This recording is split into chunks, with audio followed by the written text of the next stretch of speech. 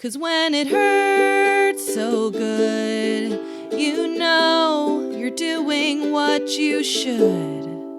Hello, lovely listener, and welcome to episode 2 of Hurts So Good. I'm your host, Mackenzie. Let's start this journey. I actually want to start by reflecting on my little jingle that I just came up with for beginning the show. Because, of course, you know, every great show needs a jingle, jingle jangle. And so, you know, I sing because when it hurts so good, you know you're doing what you should. And of course, should was the best word to rhyme with good. That would make sense. But it also made me think about this Tony Robbins phrase, don't should on yourself. And I've said that so many times to people, like, stop shoulding on yourself. You know, and obviously that's like, stop shitting on yourself. But, you know, a lot of should kind of gets a bad rap, perhaps, in our language. Like, you feel like you should do something. So it's got like this heaviness to it. But I want to really convey that should, in this sense, really is you being in alignment with yourself. As they say, the greatest gap in life is the one between knowing and doing. Who is they? I've seen that quote attributed to a John Maxwell or a Richard Biggs. Whoever said it, really wise words, and words that deeply resonated with me the first time I read them because it felt so true. I knew a lot. You know, I went to chiropractic school, I studied nutrition, wellness. I knew all of the things that I should be doing, but I wasn't doing them. And it created a lot of discomfort in myself.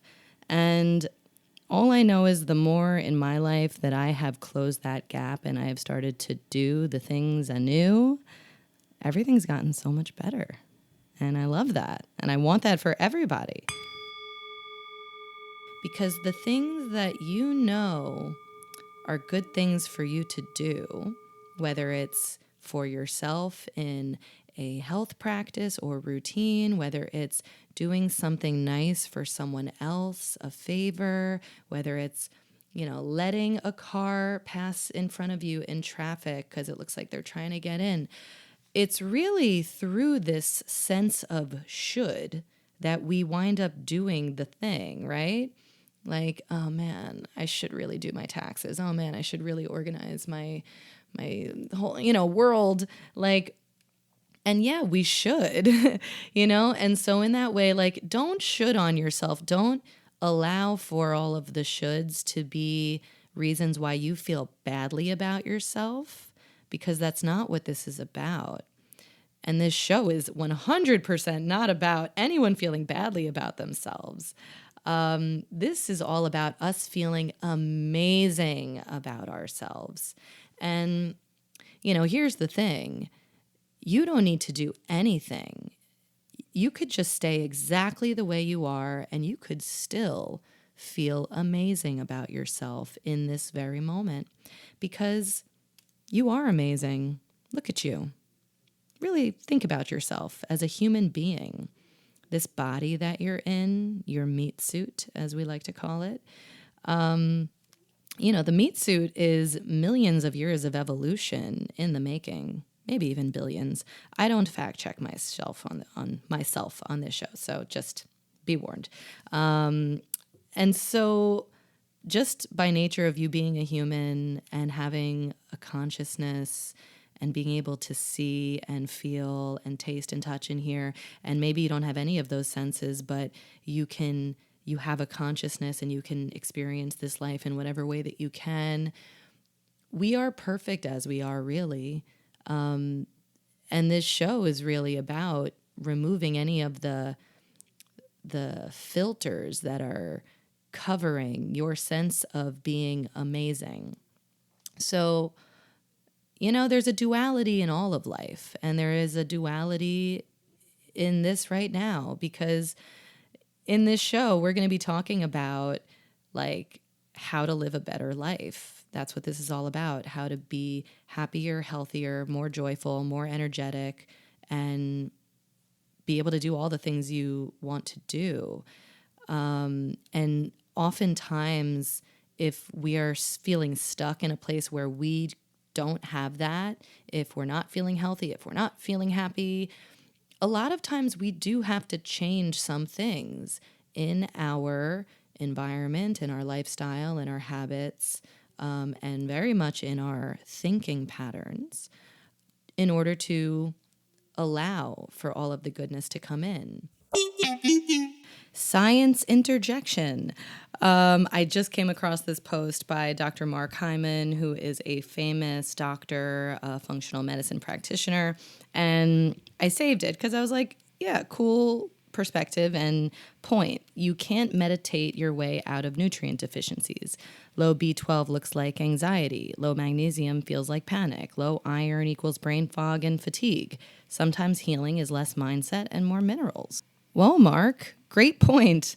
And I guess, I like the counter to what I say a lot, which is that mindset is so much, but it's not everything. And we do have to consider the physical reality that we're living in and this physical body that we're living in. And this body needs minerals, it needs vitamins, it needs the protein and the fat. And it's like, give me the raw materials so that we can keep this masterpiece going. We got to keep this party going for as long as possible. And that is why eating a healthy, balanced diet feels like something you should do. And anything else you feel like you should do, you probably should do it. So, have I made my point? How do we like my new sound effect for the science parts? Pew, pew, pew, pew. So there is a sense of change that must happen if we're looking to get to a different experience as one that we're already in. So we're going to have that track. But at the exact same time, we also have this other track playing that you don't need to change a thing, sweetheart. You are perfect just as you are. You are love. You are light frequency. Like we're all these particles vibrating and we are all magnificent. And sometimes we just need the reminder of what we actually are. And if you were not yet enough convinced, all right, I have data for you. I have numbers. What's more convincing than numbers? So I've mentioned Dr. David Hawkins, definitely in episode 1, quite a bit. And he's going to keep coming up. I'm going to do a whole episode about him and his work and certainly the book Letting Go, which I'm still reading. So I need to get the whole story first. But with that, there's this part in Letting Go where he talks about what the function is of a person who is vibrating at these very high frequencies in the emotions of love, peace, compassion, acceptance. And then, of course, as either universe or Instagram algorithm would have it, I go on my feed, it was yesterday, and this was the first thing to pop up. It was a quote from David Hawkins. So it says, according to the research of Dr. David Hawkins, one individual who vibrates to the energy of pure love will counterbalance the negativity of 750,000 who do not. Whoa. So he talks about this in Letting Go, where he was saying how he felt his energy in New York City, because he was in New York City, he was helping balance all of the darkness and negativity swirling around New York City. And I don't know how one can prove this, but, it feels like a helpful concept. And it feels true at a deep level that we make an important impact on the world just by being in a state of peace, love, happiness, light. And so, just to emphasize the point, you don't have to do anything.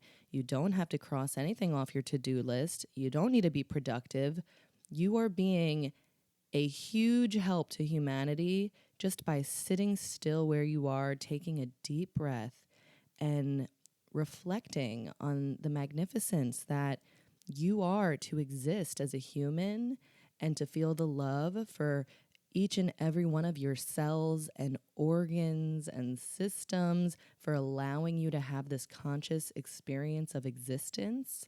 And then to feel that love emanating out of you and to your loved ones, your family, friends, animals, plants, whatever makes you feel love, just reflecting on how happy you are that it exists, and the love just keeps growing because it's never ending. There's no it's infinite.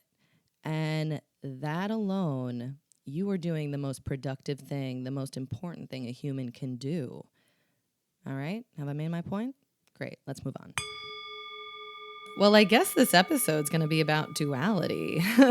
I wasn't, that wasn't my intention going in, but I guess that's what universe had in mind for this. That's all good because duality's on my list. We were going to cover that. And, that's a great place to start, actually. Great. What did I have in my notes? Duality, the human experience. We're meant to feel, meant to hurt, meant to cry, meant to laugh. We cannot only have one side, the good side. Profound thought, Mac. Great job. Okay, so, a lot of thinking in like the wellness sphere and the spirituality realm is like positive thinking and like high vibes, and that we always have to like be turned on in this way and positive. And I personally am guilty of that inclination where I'm always trying to be positive, and if I'm around someone that's really negative, I'm very like repelled energetically, and I'm like, what's their problem? And I try to convince them to be positive. And here's the thing.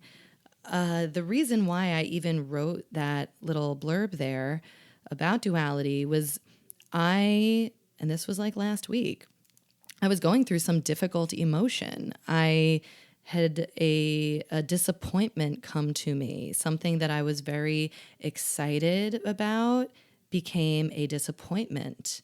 And so, my energy pendulum was so pulled off to one side of excitement and joy and high vibe. And then as the pendulum swings, it swung the other way. So now I was equally and opposite upset and disappointed and not happy. And then my immediate reaction or impulse to that was, I gotta get happy right now. I don't want to feel like this. No, my high vibes. Where are my high vibes?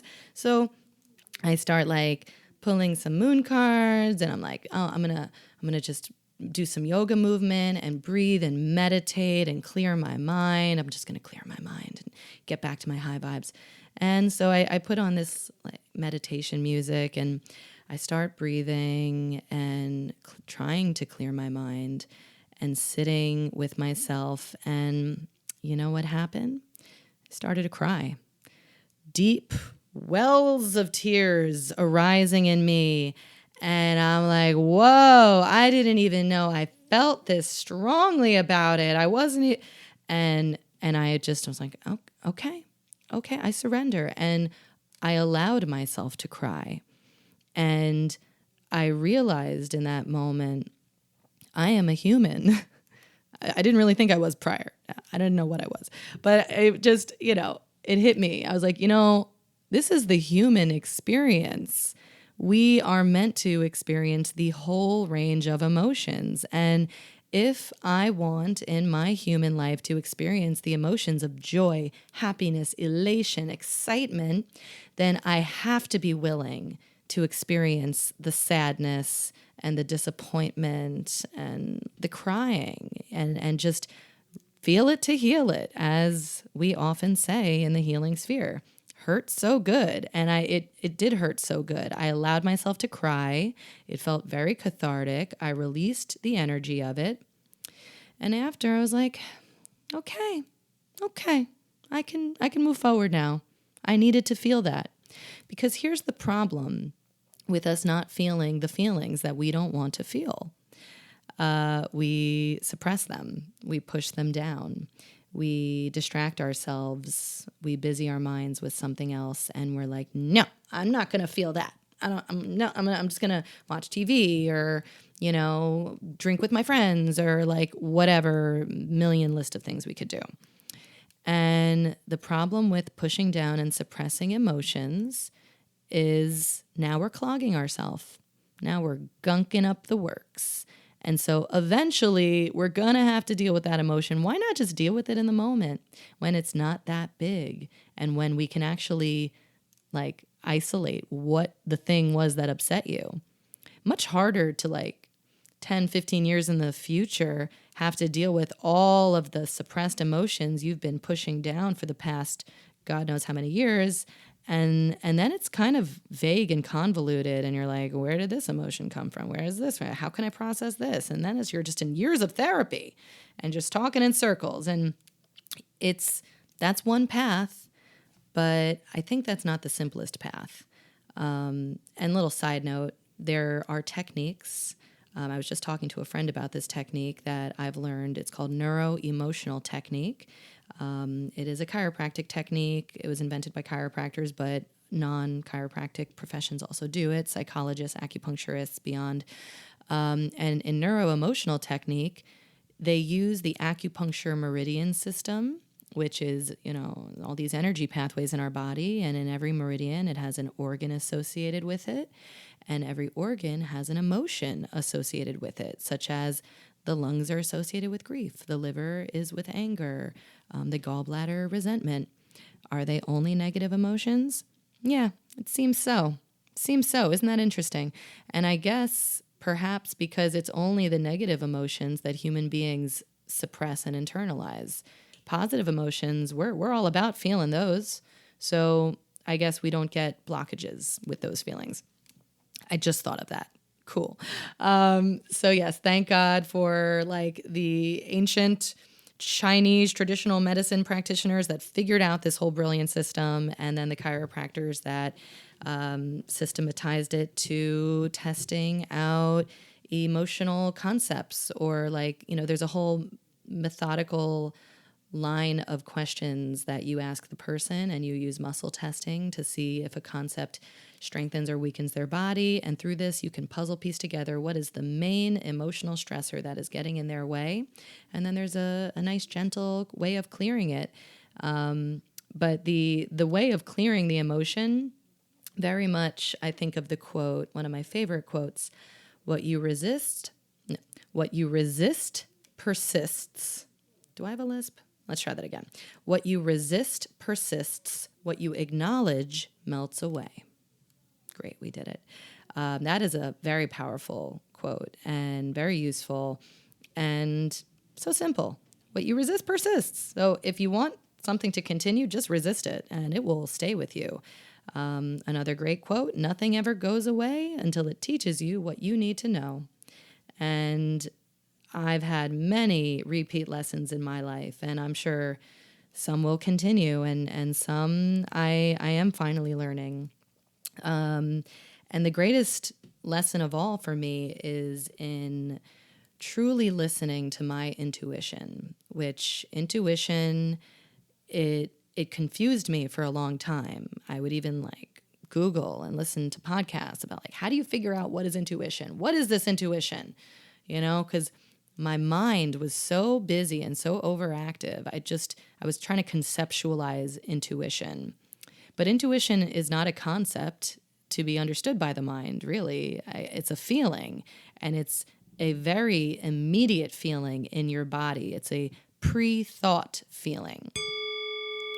Yes, a pre-thought feeling, as opposed to other kinds of feelings that might be post-thought. Let's say we feel really anxious or upset or angry, irritated. Those feelings are usually in response to some kind of thinking that we are doing. So not talking about those feelings, because that's getting lost in the sauce. What I'm talking about is that initial gut reaction feeling that you have, that's your intuition. And also, like, just if you ask yourself, let's say you're trying to figure something out, like, should I make these plans with this person or should I not? You can ask yourself, how does it feel in my body when I imagine doing the plan with the person? How does this feel in my body? Do I feel good? Do I feel excited? Or do I feel anxious? Case in point, that's it. Real simple. How does it feel in my body? Because I don't even know if I talked about this in the last episode, but we're just going to keep talking about the body's brilliant intelligence because that is what everything is about. Like, we're having this human being experience in these human bodies, and we're trying to navigate it all with our minds. And that's why we get so lost, because we forget that this body that we're in is so intelligent.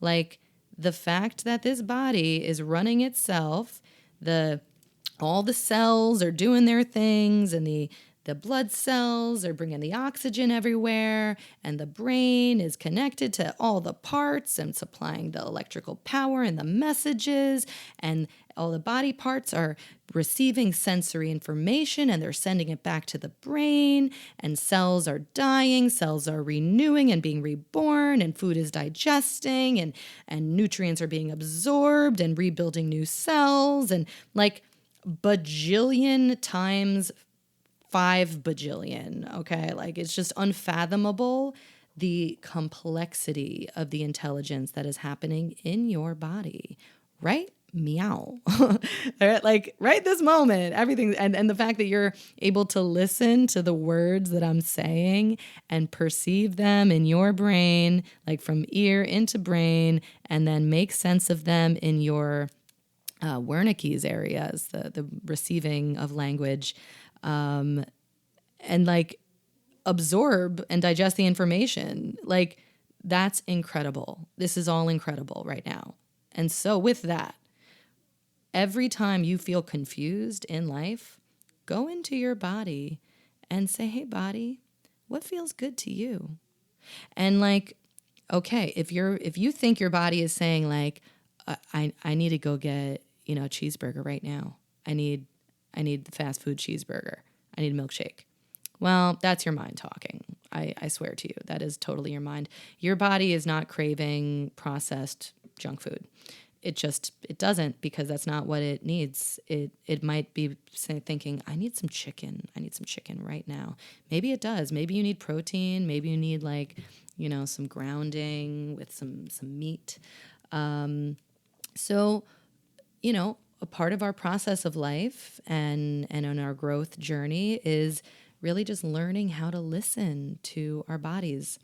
And I wrote this lyric recently for a song that I'm writing with my brother. You're not as smart as you think. Your better intelligence is in how you feel. The human body is ancient and wise, so pay attention as feelings arise. With that, we were talking about duality. I'm trying to stay on target here. And so I think I got the point across that, we have these two sides of life, these ranges of emotions, right? If we want to feel the joy and all the goodness and the positivity, we must be willing to experience the negativity and all that. Now, here's the thing as well. That's also just one way to live in this world. And I recently, this year, I finally read the book, The Untethered Soul by Michael Singer. And what an incredible book. I highly recommend it. I think it should be required reading in all schools. And it's easy to understand. So that's why teenagers should be reading it. And it's all about how to deal with this mind that's in us, and really the user's manual to the human body. So at the end of the book, he explains how Taoism works. And Taoism, Taoism, Taoism, studies the Tao, and the Tao Te Ching, or the Tao is how it's spelled, but the Tao Te Ching is the scripture of Taoism. And it's kind of a religion, but it's not really religion. Like most Eastern philosophies, it's more philosophy. And I don't think there's much deity involved. But again, I'm not fact checking myself. With that, he explained Taoism in a way that I had never heard it explained before. And it really bring it home to me. So Taoism is all about staying grounded and centered. So he uses the image of a pendulum to explain how if you get pulled to one extreme all the way, let's say, so excited, so happy, so joyful, then without a doubt, you are going to experience the extreme opposite, big sadness. This is just how energy dynamics work. And so if we want to remain in our balanced center, the effort in Taoism or the intention is just to keep your pendulum in the middle, stay centered, don't get pulled. So that is one approach to life that we can try to do. But here's my thinking on that is I'm not a monk, or at least I don't want to be a monk, right? Like there are people who do that and they go and they leave society and they go live in monasteries and they're monks and they meditate all day and they do their chores and they find their peace and joy in their chores and in the simplicity. That's not the life that I was incarnated to live. I don't think so anyway. I feel I was meant to live the life in society with the humans and to help process what society is and how I can flow and dance with society and experience the whole range of human emotions and have all the experiences and come out better, wiser, stronger. And, I guess I'll keep figuring it out as I go along. That's basically all we can do. But that feels like the right path for me. Okay, and at this point in the show, when I'm editing, I'm going to skip the part where I go into a tangent on artists and contrast and how they use it to make the picture have dimension and depth and make it better. Because in episode 1, I talked about Bob Ross.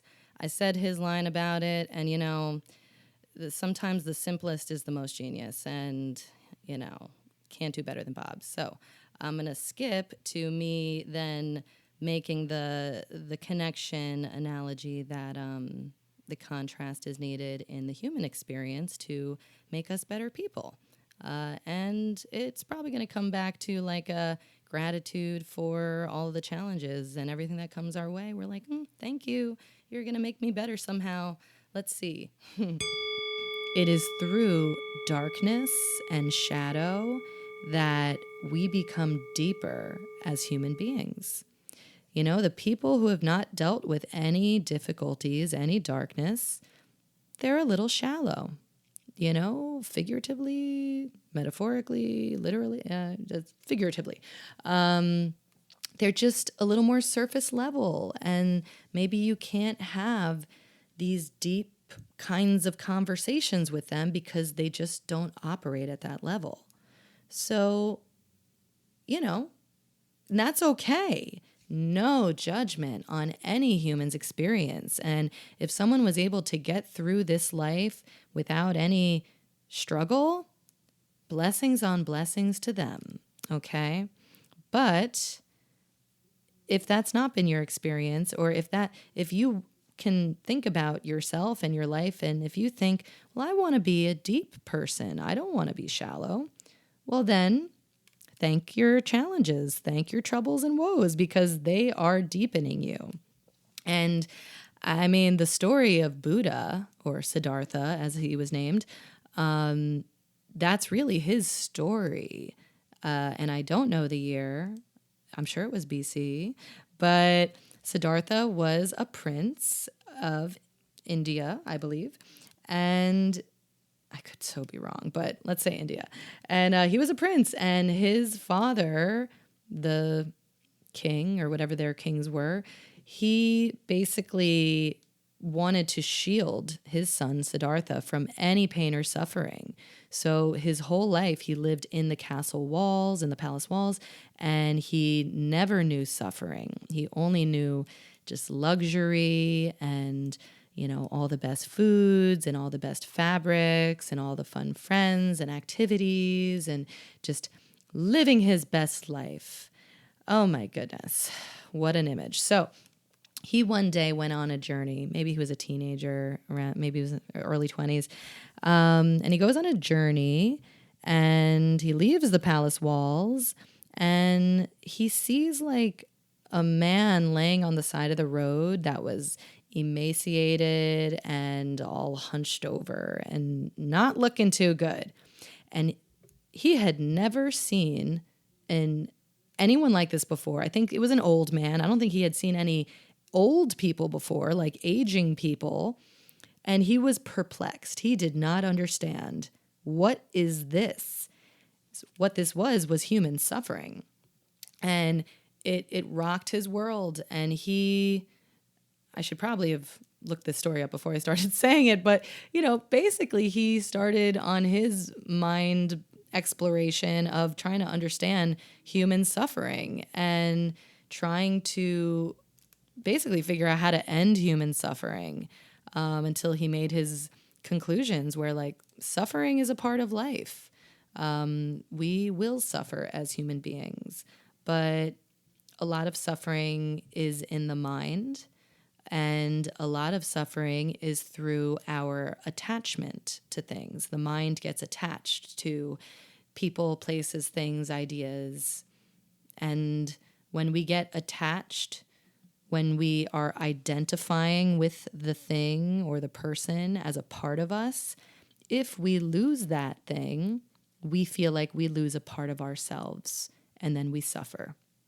And so one of the central teachings in Buddhism is non-attachment, or anatta, I believe it's called, or anatta, and it's like Anatta, or maybe there's a double N, whatever. But non-attachment, it's saying don't get attached to things and you won't have to suffer as much.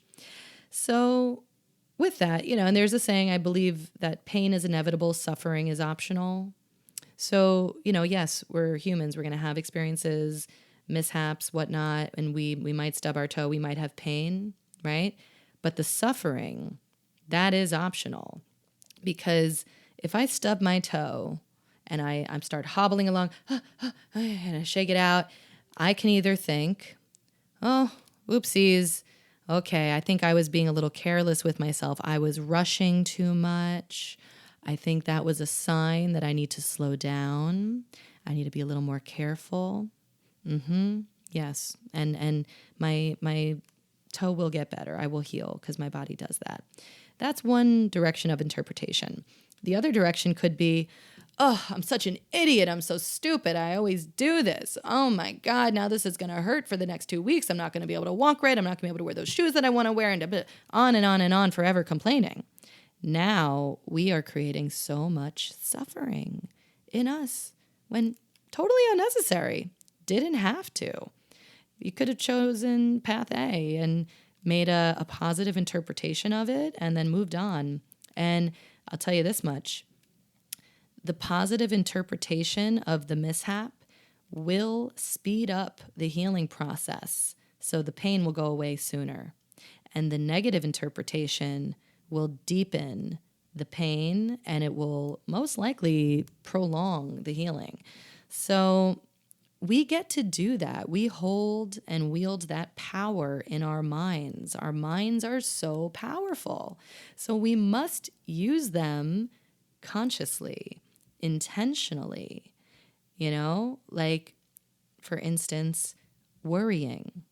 One of my favorite professors in school, Dr. Finn, shout out Dr. Finn. Dr. Finn would always tell the class, worrying is praying for what you don't want. And it took me a few times of hearing it to really get it.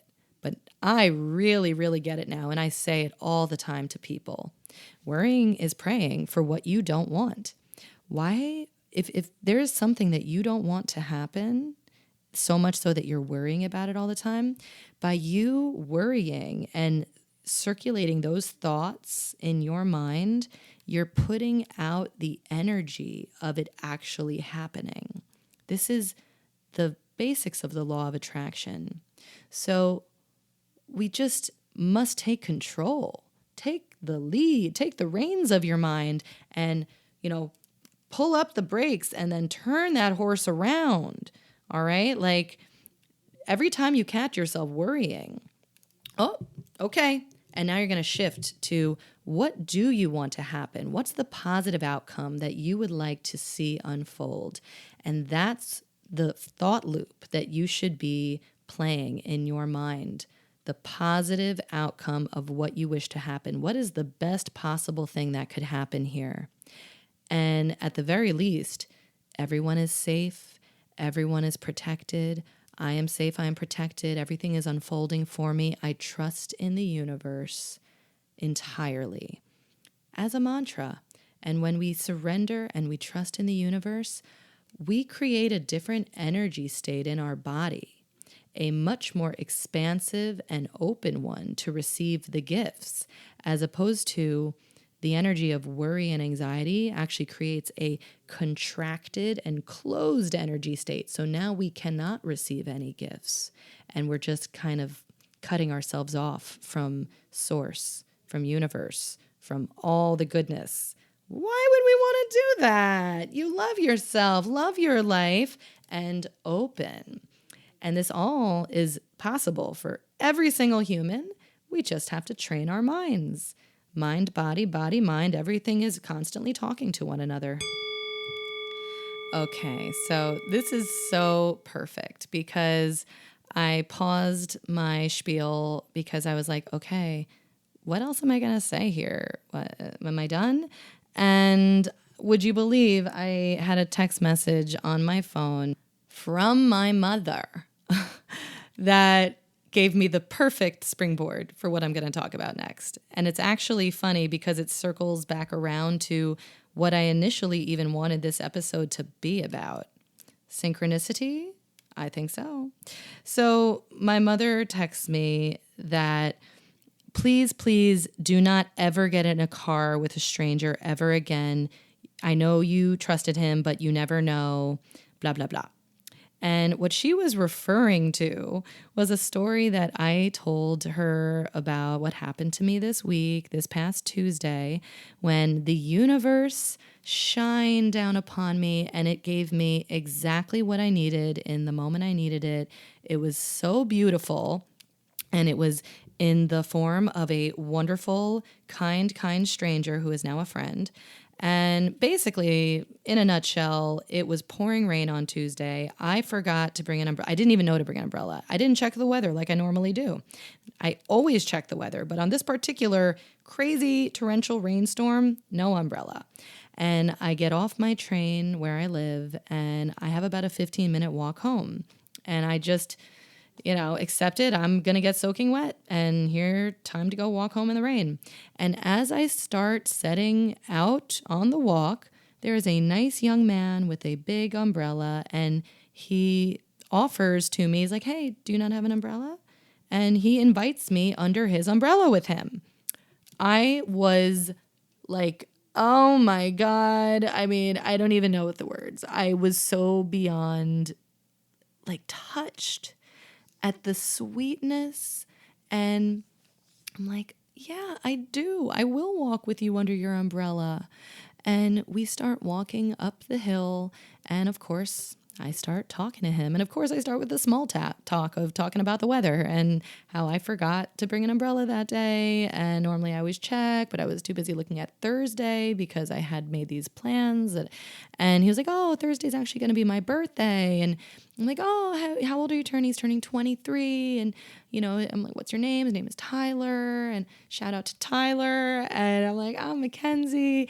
And we wind up having this amazing conversation where we start talking about, astrology and our signs and metaphysical and being, in alignment. And we got really deep really fast. Okay. And I'm like, okay, this person I was meant to meet. And we just keep walking because we're walking in the same direction. And so I'm like, I'm staying under his umbrella. He's cool. I like his vibe. And eventually we got to where his car was parked, and he was kind enough to offer to drive me home because I had, a ways to walk more.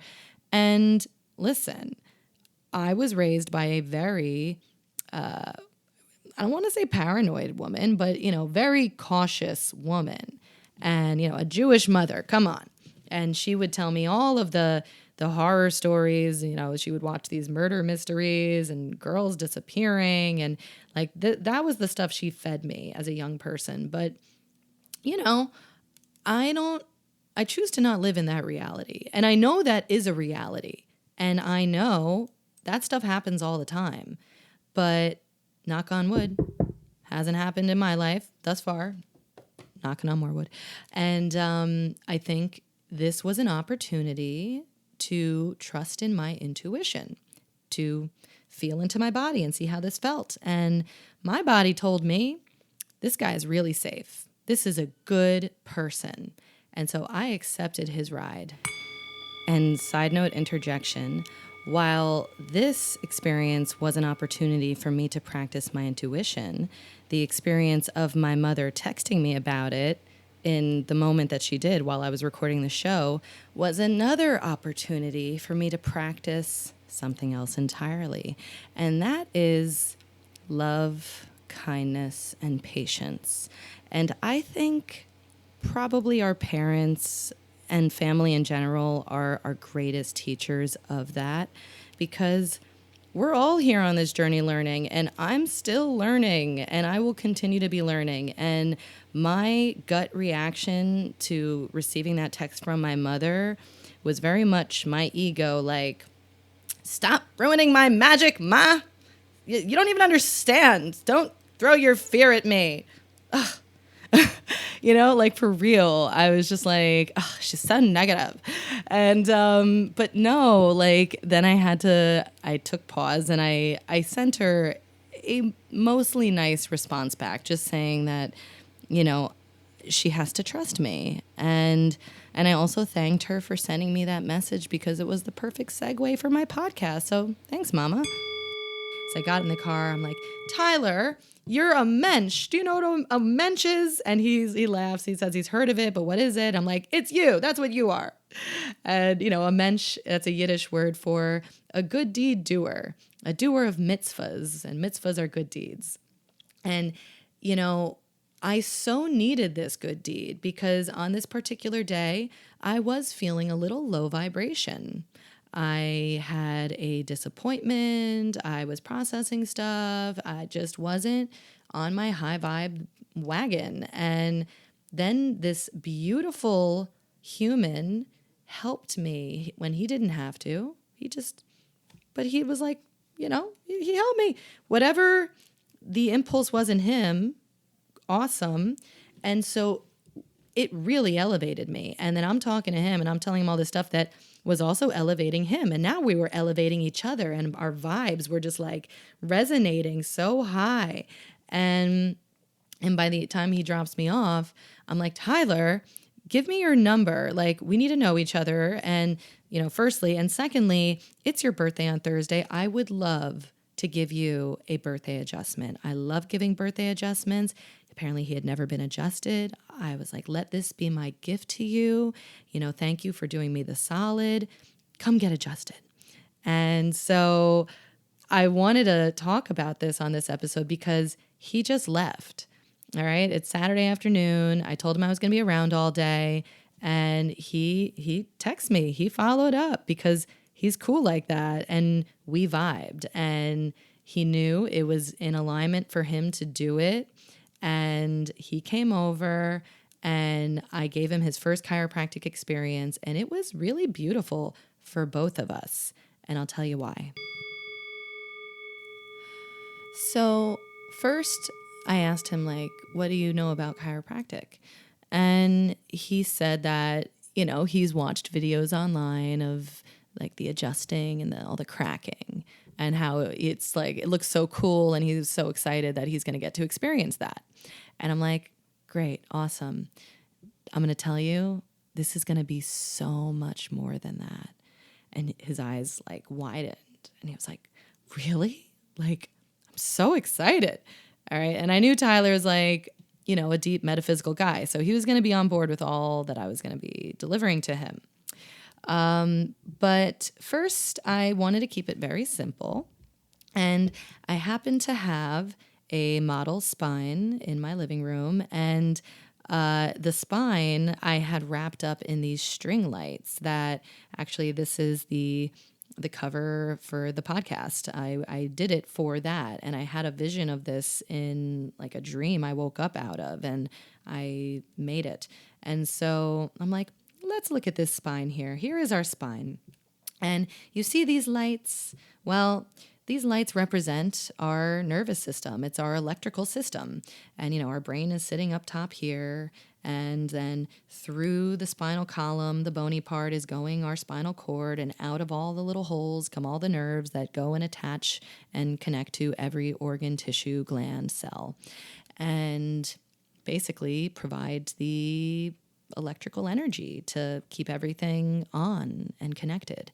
And I turned on the string lights, and it was a very nice visual of when the nervous system is all connected, all the lights are on. You have, if we're thinking about like a switchboard thing, all your switches are on. And so if we're looking at your spine, if we're feeling the spine and we have an area that's a little bit stuck, it feels not soft, not movable, it's restricted. The classical chiropractic word for that is a subluxation.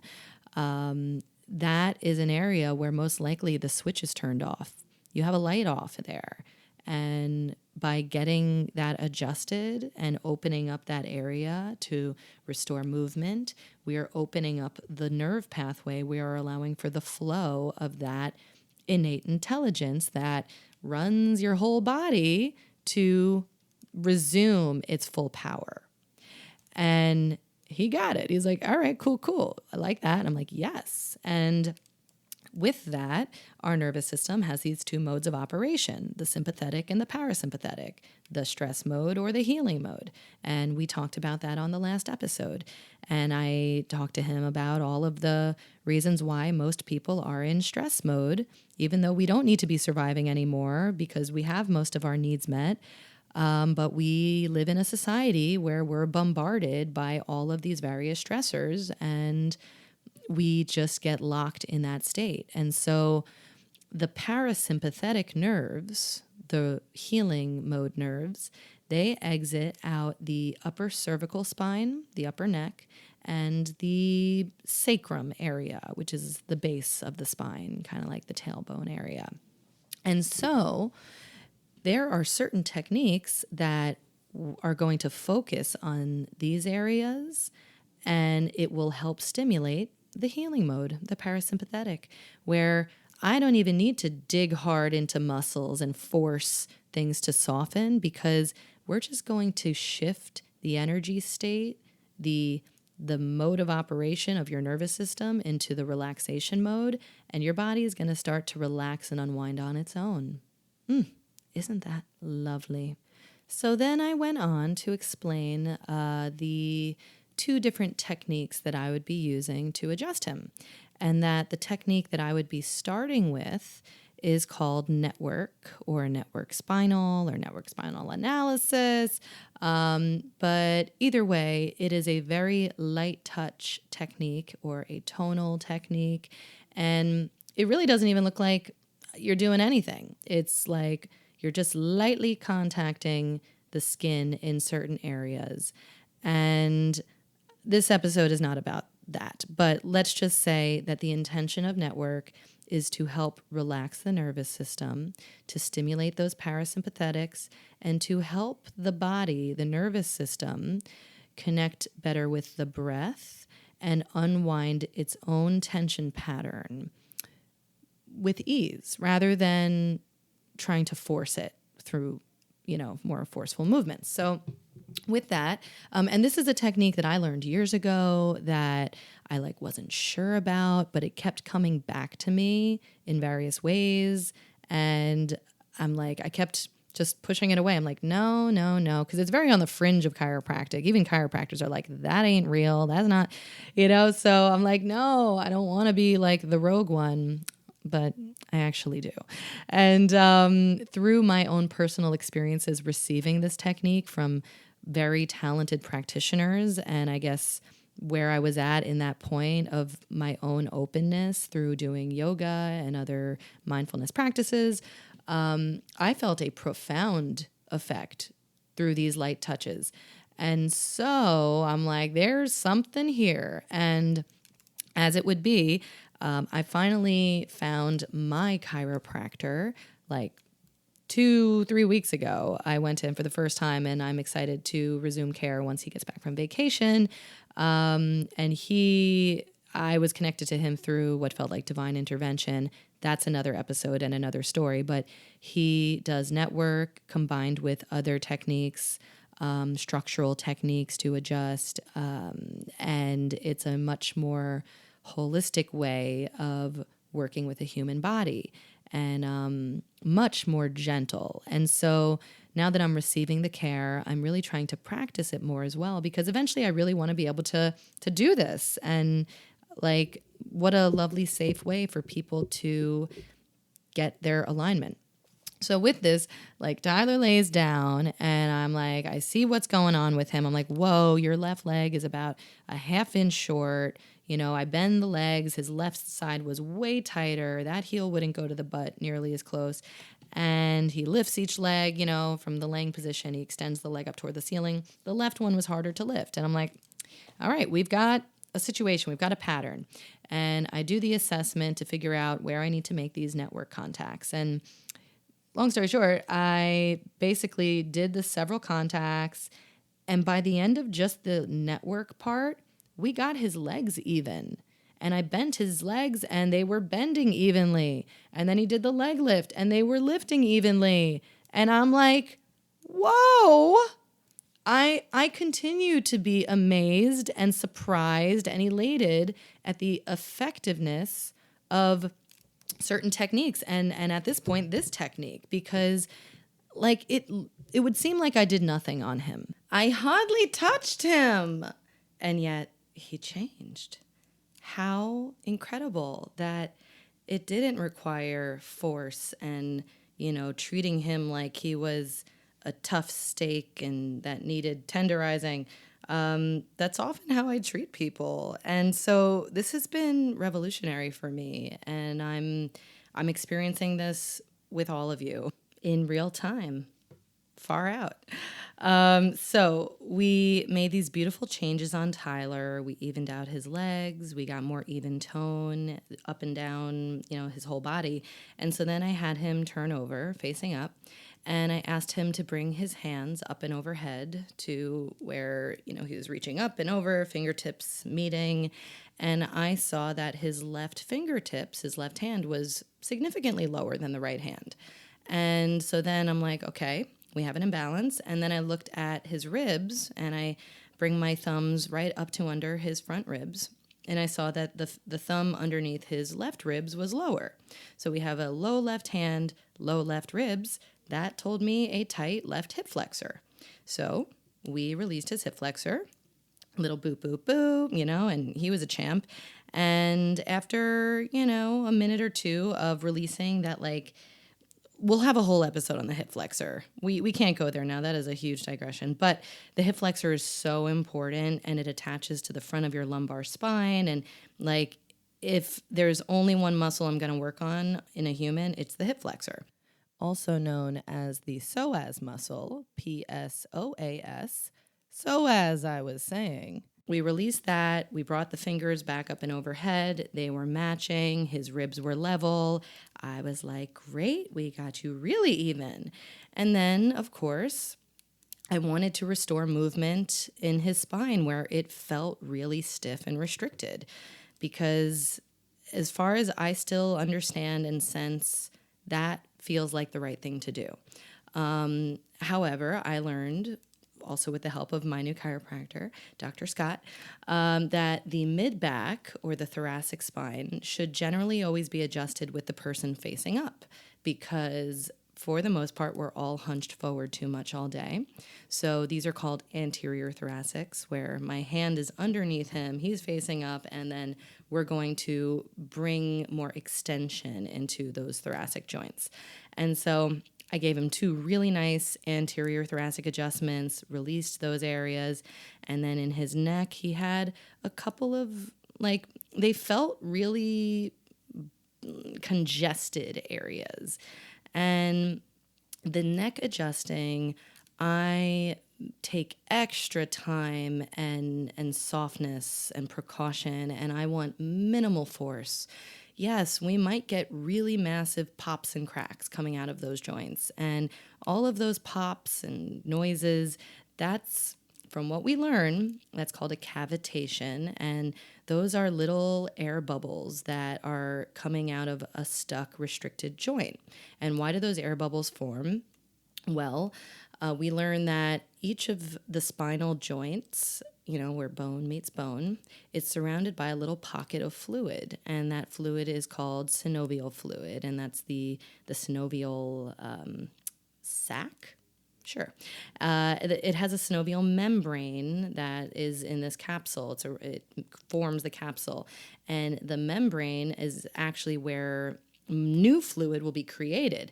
And the joint, the bone, the disc, it needs that fluid because the joint doesn't have its own blood supply. It gets the nutrients from this fluid. So we need synovial fluid for healthy joints, and proper movement of the joint in its full range of motion helps keep that fluid recycling. It pumps out old fluid and it brings in new fresh fluid from this synovial membrane. And so when joints are moving fully, this is a healthy process and everything is taking care of itself.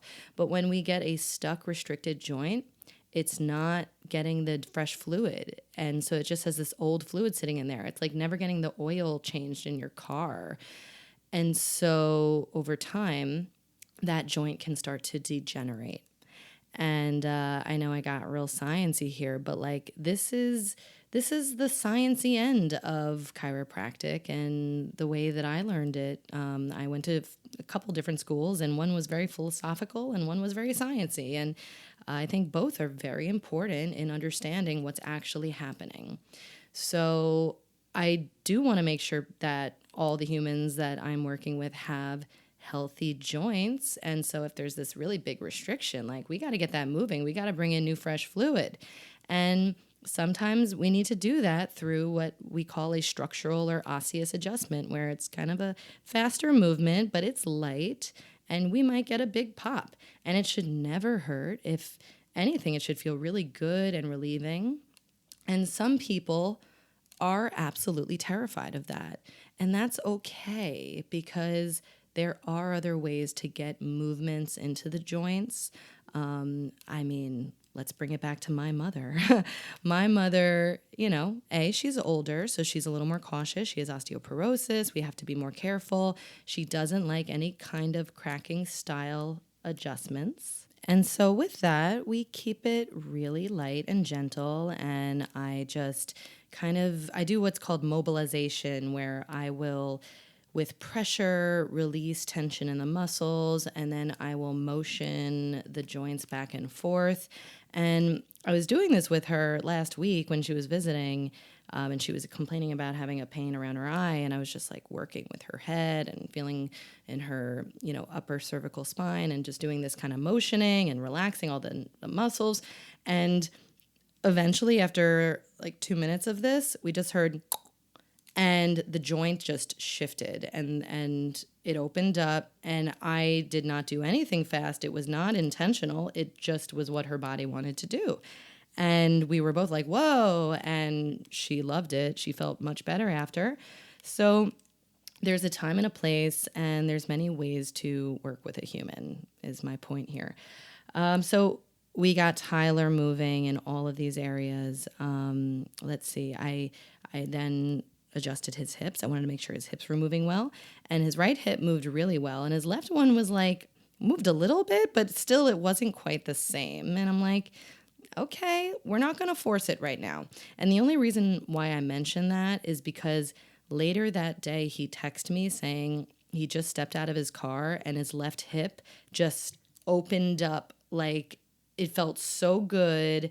It felt like what happened in his right hip when I adjusted it, but it wouldn't happen on the left side. And when he was moving, it happened on its own. And I just loved that, because I'll often say that to people, like, real talk, in hopes that it will happen. Like, I don't know what's going to happen when they leave, but I always hope that the forces that we put into the body during the adjustment will, if the body's not ready to receive it, it will when it is ready. Because the body's really smart like that. And we always trust the body. So Tyler loved his adjustment. He stood up when we were done and he reflected on how he felt he was able to stand up taller, how his shoulders felt more relaxed, how he felt more grounded and just lighter at the same time. And it was a beautiful experience. And I wanted to share all of this because this is so much a part of what I do and what I want to share with the world, which is this is how we can get better. And the structural part of that is very important to me. That is what I do. And also what I do is the mind part of that. It's kind of like we're dealing with the hardware and the software of the human being. The hardware is your bones, your muscles, your joints, the meat of it. This is the mechanics of your computer robot self. And then the software is, all the programs, and that's all the stuff in the mind. And we have to work on both here to have the fine-tuned, amazing machine running the way that we know it could be, for all of our best life potentials. So with all of that, prior to that whole spiel, we were talking about duality and trusting in our intuition. And my intuition, I did trust when it told me, get in that car with Tyler because he's an awesome human and he's going to help you. You're going to help him. And this is the beginning of a beautiful new thing. And I'm so glad that I trusted that sense in myself because it's unfolding and it was true. Now with that, just now we're going to talk about frequency and vibration because, it hurts so good. So because Tyler did this very nice deed for me, it put me in this high vibe state. So the following day when I was texting with a friend of mine who was in Croatia for a birthday trip, and she was talking about her flight home and her weekend plans, and the thought just entered my brain of, oh, should I pick her up from the airport? Because I had the whole weekend free, which is very unusual for me. Usually my weekends are jam-packed with plans and fun, especially in the summertime. And I looked ahead at my calendar and I saw a whole bunch of nothing. And I was thrilled. This is the difference between life in your 20s, between life in your 20s and life in your 30s. Because I loved that I had no plans. And I'm like, amazing, open space, time for me to just do my thing. Yes, yes. Because when we have space, we can flow and see what feels good and where we should land. So I'm leaning into creating more time like that in my life. In my life, in my life, in my life, in your life, we get to choose how to spend our time and to create space. And I know it's a luxury as well if you don't have a family or children or all these people relying on you, but also like shout out to the single people out there. Like stop wishing that you were in a different situation because like you being single, you have all of these options open and you can create space and you can choose how you want to spend your time. Mic drop. Okay. I'm so bad at interrupting myself. Anyway, so I had this thought, should I ask Emily if she wants me to pick her up from the airport? Like, should I offer this? And my gut told me I should. And then my mind chimed in and said, ugh, but JFK, like, you never want to go. Nobody ever wants to go to JFK. Like, not even if you're flying out, you're going to go pick her up at JFK. And I sat with it. I'm like, yeah, but I know it would feel really good. Like, if I don't offer it to her, I'm going to feel bad. Now I get to choose. Do I want to feel good or do I want to feel bad? I can project and think of myself sitting at home on Saturday. If I didn't offer to pick her up on a Saturday night, I would be sitting at home because I didn't have plans. I had the open space of time, and I'll just be thinking, I should have been going to pick her up. So instead, I did what I felt I should. And I texted her, hey, how about instead of an Uber driver, you get a Huber driver? My last name's Hubert, just for those who don't know. And it made her laugh, and it made her, very happy. Lots of hearts, lots of love. And she said, of course, absolutely. It would make her feel that much better about coming home from this beautiful place that she was in for the past 2 weeks. So I made the offer, and this is now Sunday after I picked her up, and it was so wonderful. I'm so glad I picked her up, and smooth roads, easy time, because I knew universe would take care of me because I was doing this good deed for a good person, and this is just how life works. So we come full circle on the subject matter of this podcast, which is when it hurts so good, you do what you should. I don't even know my own jingle, but you get the idea. And that and the duality, we're going to keep oscillating between things are one way and things are another way. And that's okay because we live in a complex universe, but also perhaps a simple universe.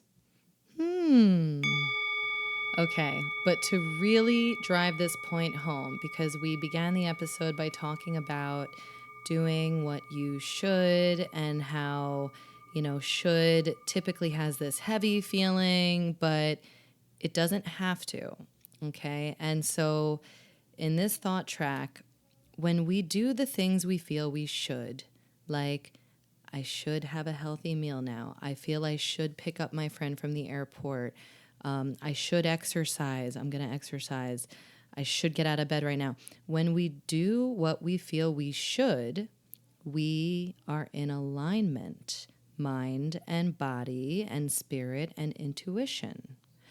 And when we don't do what we should, we experience what's called cognitive dissonance.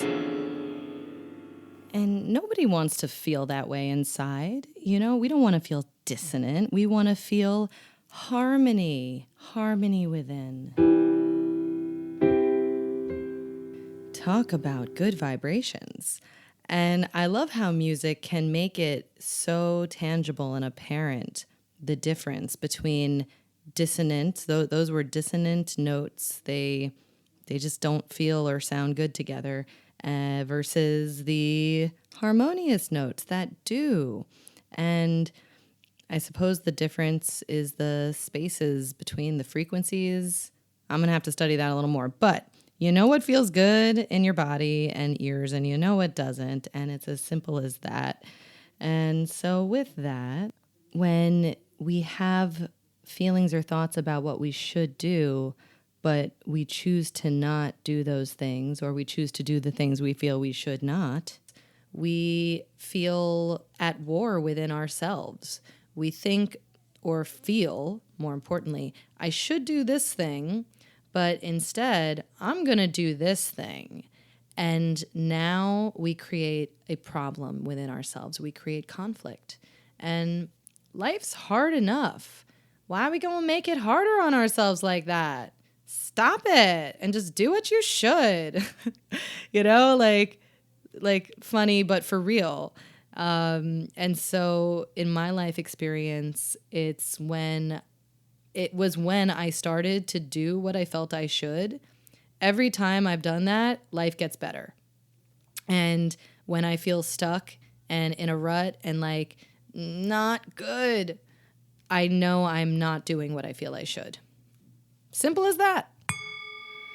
And now I'm going to do some in real time processing, thought, feeling, processing, because that's what a lot of this is about, and how we can frame things. So in the process of me recording this episode right here and now, I was moving all my equipment around. I was trying to get the microphone closer to the piano, and I was acting too quickly.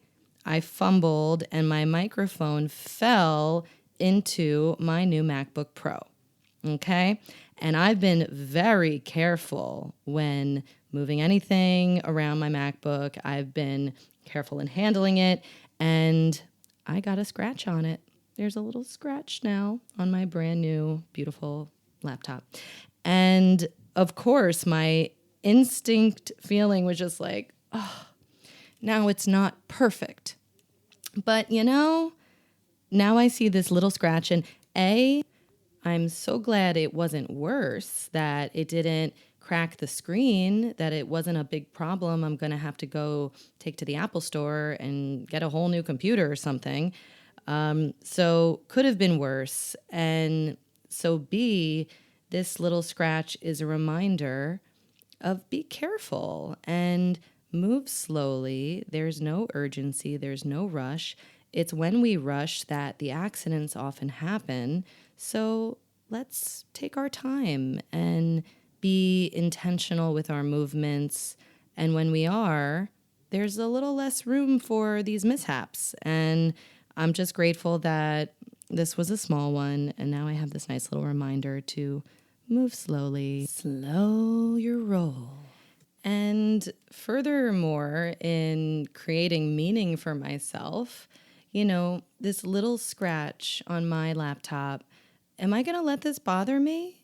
Because a past version of myself would have let that really get to me. And I know plenty of people who would go nuts.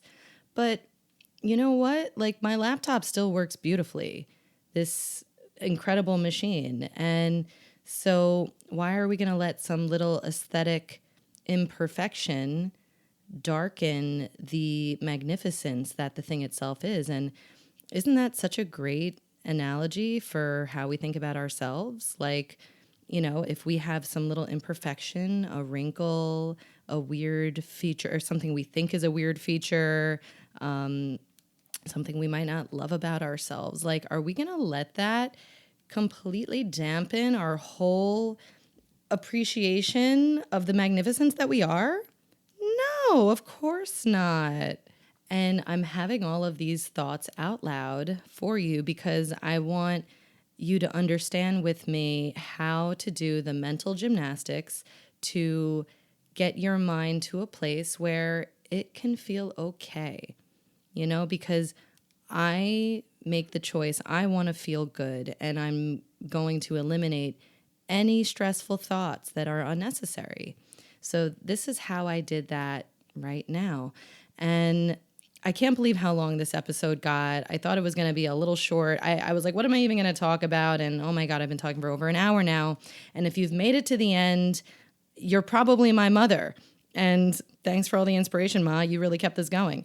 If you made it to the end, like, kudos to you. And thank you for being here on the journey with me. And not all of the episodes will be this flowy, but maybe they will be, actually, because this is my expression. And all we could do is express what's inside of us. And if it's helpful, I love that.